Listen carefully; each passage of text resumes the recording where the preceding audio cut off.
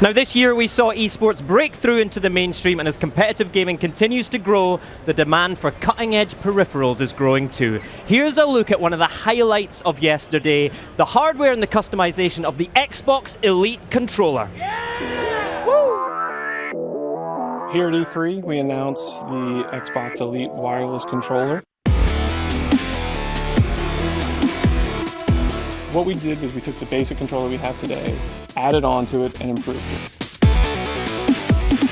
I think the first comment I always get is it's heavier.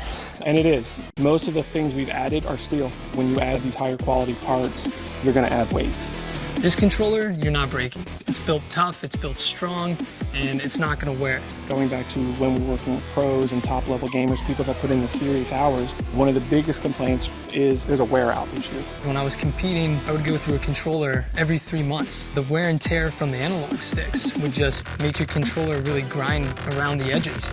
So your analog stick wouldn't be able to have that smooth transition when you're aiming at someone. What we did was we actually inserted this low-friction material into the top housing that when mixed with the steel, you get almost no wear. The feel is a buttery smooth feel. When I first started using the controller, I was a bit skeptical. Once I gave it a shot, I realized how big of an advantage it would give me. You can do so much with it and map so many buttons a different way. There's no controller out there like this. There will be an Xbox Elite adjustability application that will come with this. It'll be something that works on your console and you can directly communicate with it. That is how you'll remap the controller. You will be able to adjust your ABXYs, your digital inputs, your D-pads, your bumpers, your triggers will all be able to be remapped. We will actually store everything on the controller itself. It's not stored in the console, which means there's no lag. Anything you adjust in the application, you can then save it, name it. Not only can you have the one profile on here, you can actually save two. You can have one called Halo Run and Gun and one called Halo Warthog. You simply move the key the other direction within a single duty cycle, which means instantaneously or faster than you can move the switch.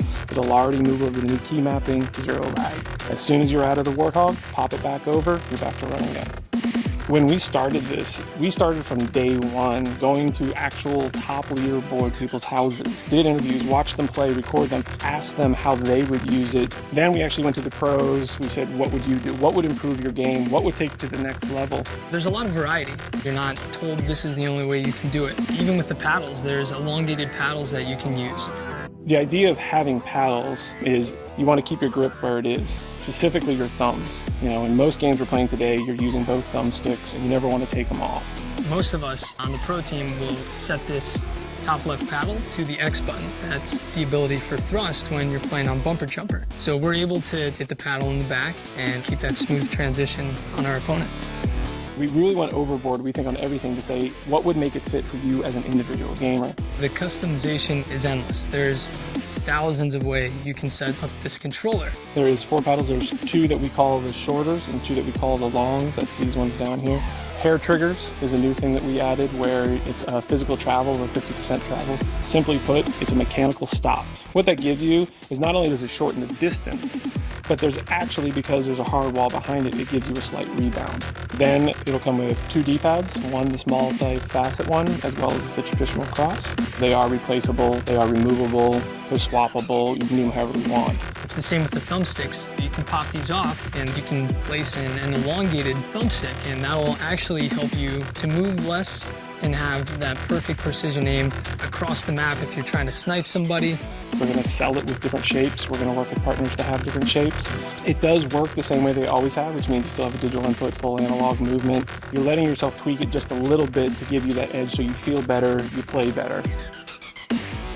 If you take a great piece of equipment, you tailor it just slightly for your individual needs versus the mass needs, you can now take your game to your personal next level. Anyone can benefit from that. You don't have to just be a professional gamer. However, there is a growing market for esports. There is a growing market for competitive play.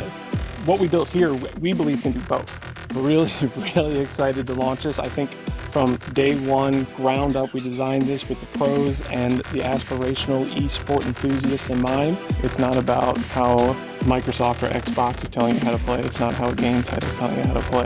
It's customizable to the way you want it, for the way you play.